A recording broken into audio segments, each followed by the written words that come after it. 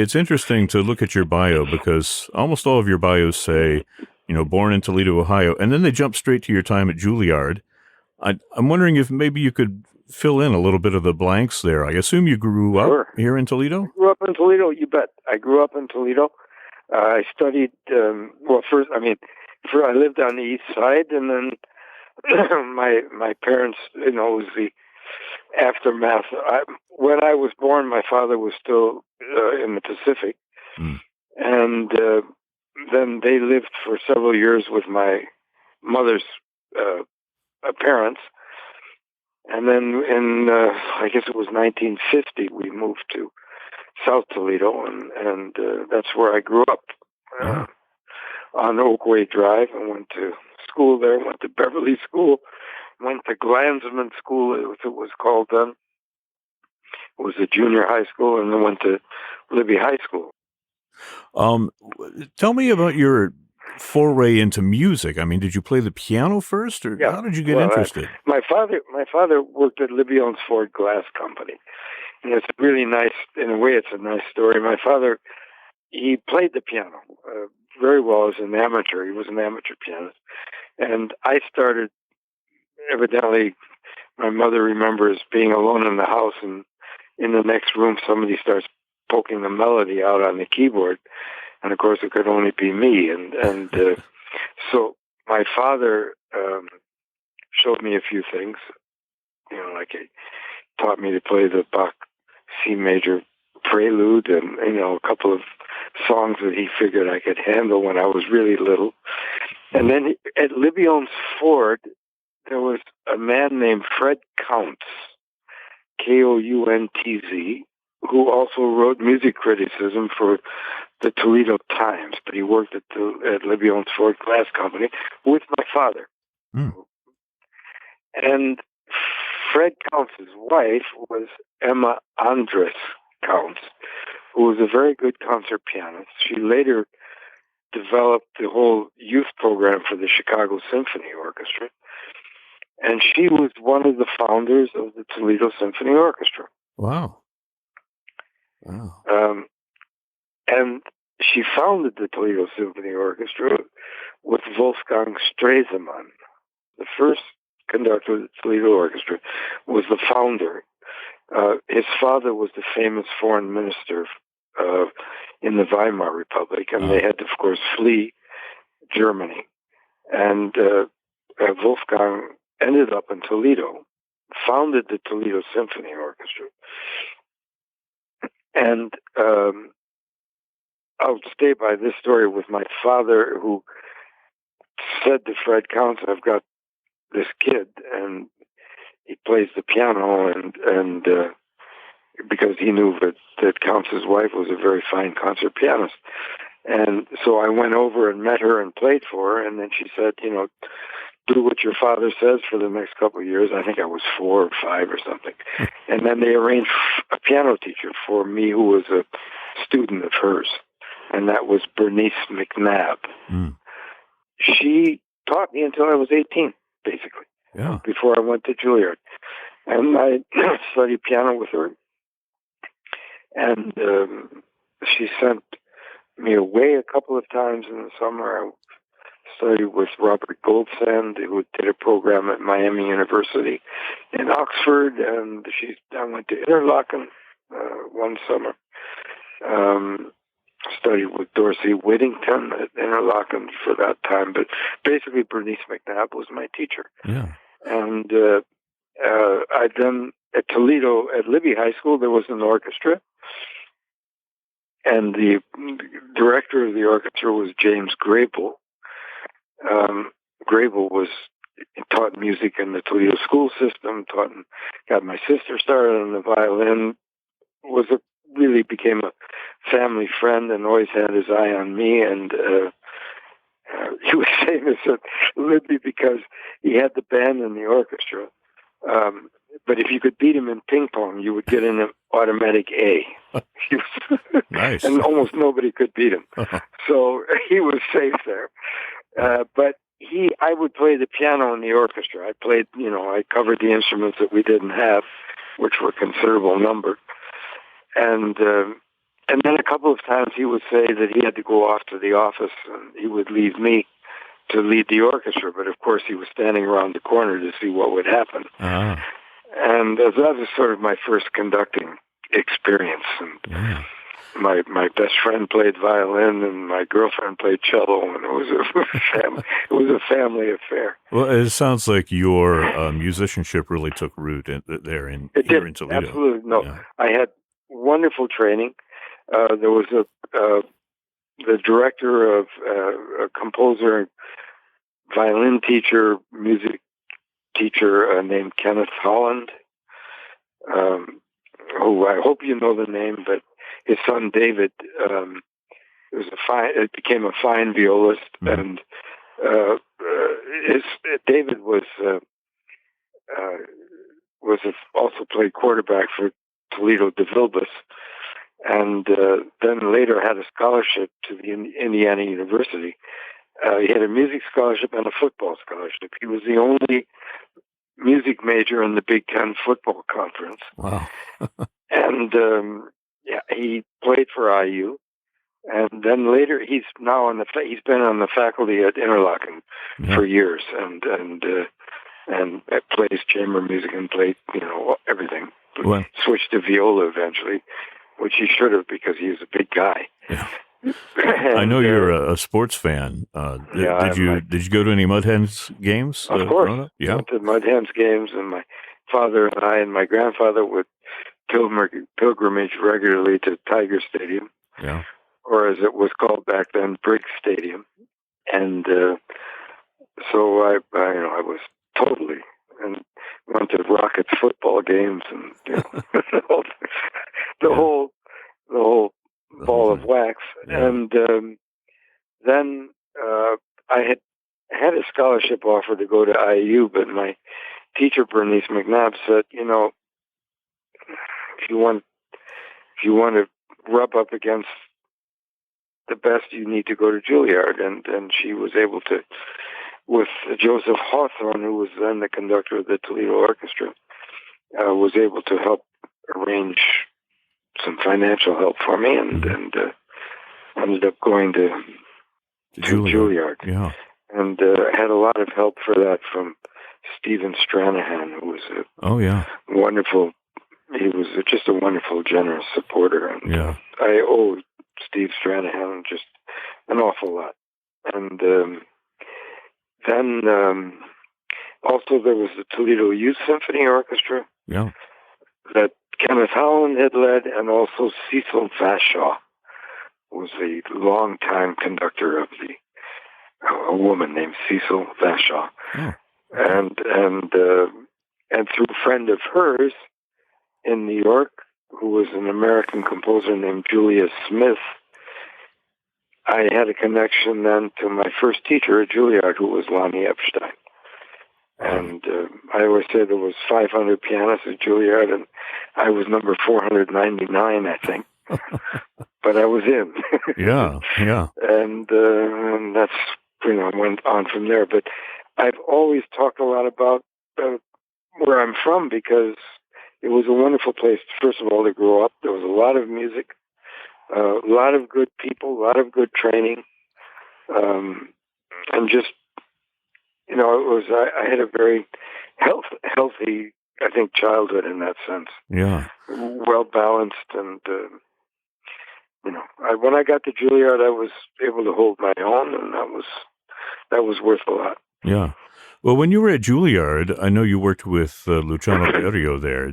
Is that where your interest in music by living composers really took flight? In a way, yeah. There was a program, of course, that was called Literature and Materials of Music.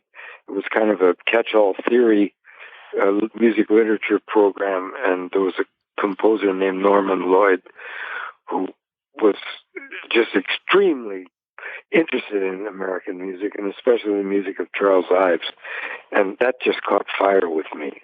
Music of Ives and Ives music, and the originality of it, and the Americanness of it. And so I played on a couple of my recitals. I studied at that point with Sasha Gordnitsky, and I played a couple of pieces by Gordonitsky had no idea about the music, but he listened to it and was able to make a couple of pianistic comments and all that. But then they knew that, and when Berio turned up, they figured, well, let's ask Davies if he wants to assist him.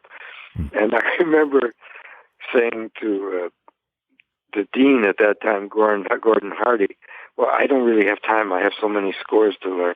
And Gordon Hardy just looked at me and said, young man, you're going to do this. Wow. Little did he know he was lighting a match he there. was lighting a match, yeah. I don't think he did. Well, I think he did.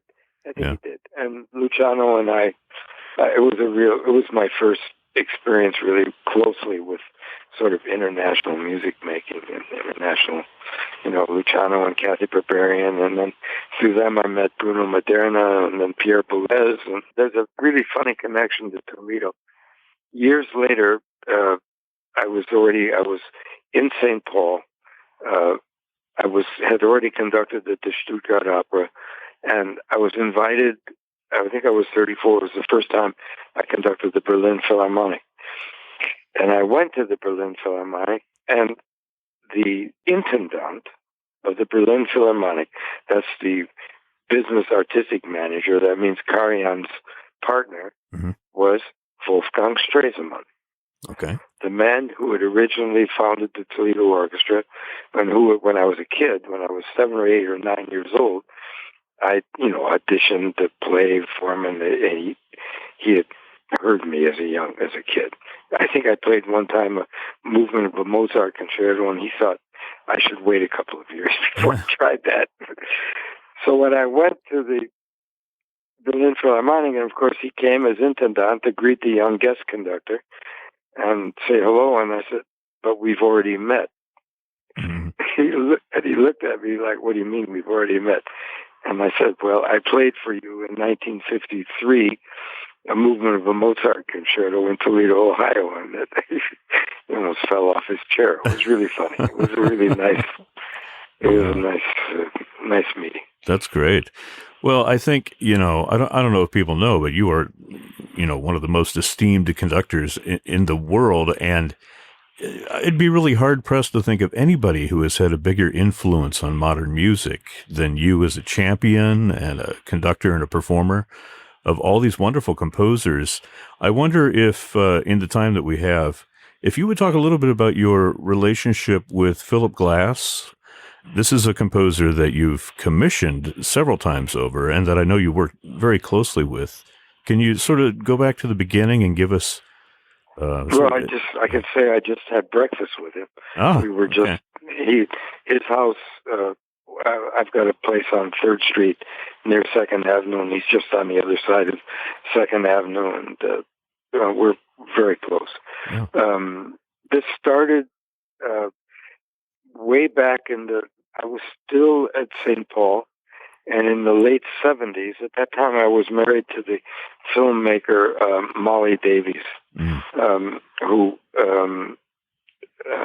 we had 3 children together, and Molly, at that time, I had been doing a lot of new music. I'd been associated with Maderna and Boulez and Cage and all of these people.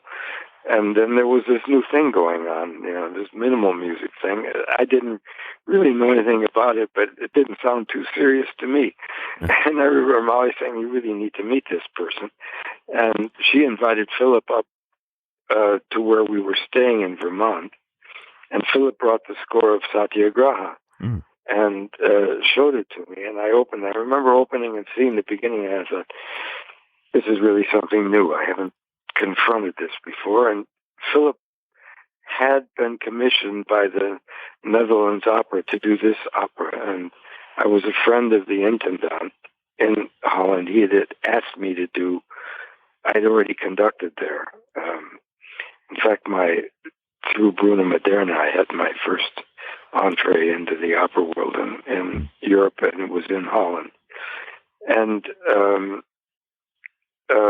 but I couldn't do the premiere because at that time I had taken the position in Stuttgart as the music director of the opera. But I said, I talked to the dramaturg the person who helped make the program in Stuttgart about it. He was immediately enthusiastic. We'll do another production. So already I could offer Philip the second production of an opera that hadn't even been premiered yet. So we did. The stage director was Achim Freier, who since has had a world career and is extremely. And we did this Satyagraha, and we commissioned Eknaton, and then another production of Einstein on the Beach for Stuttgart. And that's where I first had really intense contact with Philip. And over the years, we did more and more things together, and we just have a lot in common. Yeah. We're both fathers. We both became, again, young fathers. We're both pretty family-oriented, and spend a lot of time together doing things other than music. And so it's been a very good friendship. Yeah. Well, another composer who I became acquainted with through your recordings is Lou Harrison. Yeah. And that's just a wonderful resource of music, especially for people who listen on the radio and may not, know that many modern composers. I think his music it really stands out. To tell you the truth, for me, one of the most frustrating things at the moment is in the American symphony orchestra scene, there's just not enough of my colleagues really know the music. It doesn't get programmed. It doesn't get played. And there's a serious audience out there for this music. And I'm hoping that that's going to change. I think a lot of the younger people out there are starting to get the message, and I hope that this happens. Philip just recently, he got a commission to do a new piece for the New York Philharmonic. It's the first time. He's 82 years old. Yeah. He's had an enormous career. Is extremely popular. You put on his music and people come in droves, and yet this music doesn't get. It's a little frustrating. But that's the business, as you know. Well, I'm doing the best that I can to get it out there. Yeah, you're doing your part. That's for sure. I can always say, Toledo native Dennis Russell Davies, and then I can play anything I want with your recordings. Well, the things I'm really proud of, too, is in spite of the new music and so much of it, I have this wonderful set of Haydn symphonies. I recorded them all with the Stuttgart Chamber Orchestra, and I have performed and recorded all of the Bruckner symphonies in all the forms that they exist. And, there's not many people that can make that claim, so I'm proud of it. Well, all the Philip Glass symphonies, too. You put those three together, you're definitely the only conductor who's done that. There's no doubt about it. Yeah. Yeah. Well, that's wonderful. And I can add Arthur Honegger to the platform, and I'm just about finished with the Schuberts. Wow. So it's a wide. And Schubert and Philip have the same birthday, 31st of January. I know. I programmed their music next to each other every January 31st. And there are a lot of similarities, I think, between the two. Well, I've also found that between Philip and Anton Bruckner, there's really wonderful parallels and similarities with, Well, speaking of Bruckner, you were in Linz for some time, and now you're in Brno, right? That's right. Yeah. So my musical sources are becoming increasingly Central European. Yeah. I'm doing all of the Dvorak's novels for the first time, and all of them. Of course, we've all done several, but I opened my first season in Brno with the first symphony by Dvorak, which I'd never heard, and I don't think many people know it at all. Oh. It's wonderful music. It's just absolutely fabulous. So, yeah, oh, that's fantastic. I know we got to wrap it up here, and I thank you for your time, but you ever get back to your hometown area? Yeah, well, one of my nice experiences was in 12, we had our 50th class reunion, and I enjoyed it. I came and Libby 50-year class reunion for Libby High School, and saw a lot of old friends, it was really enjoyable, and I still got some very good friends in the area, and Bob Sterling, who I think helps this interview up. Yeah. Bob and I are old friends, and he, as an attorney, he helped take care of my parents in their older years, which, of course, you need a friend to do that, and a knowledgeable friend. So that was very, very helpful. And other classmates who are in the area, and we see each other fairly regularly. So it's fun. That's great. Well, I know you've got a big birthday coming up. So you have any big plans for that? Actually, my wife, Maki Namakawa, the pianist, she will turn 50 this year. So we have 125 years between us. And we're going to do, we decided to do in Linz. I had about 15 years ago, actually it will be 15 years, I had kind of a rough patch with some health problems. And so we're doing a little benefit for the hospital that shepherded me through that. Okay. We'll do a little four-hand concert for that in November. And otherwise, I think I'm going to keep it. I made a big celebration when I was 70 because I was still at the Stuttgart Opera and the Bruckner Orchestra and invited everybody. But this time, I think it's going to be a little more low-key. Yeah. Keep it in the family and a few close friends. Well, let me wish you an early happy birthday. And, That's great. Thank you very much. I enjoyed doing this, and thanks for your interest. In Toledo, there's just wonderful music and cultural opportunities there, and I'm very proud of having come from the place. Great. Master Dennis Russell Davies, thank you so much for spending some time with us here on FM 91. Thanks.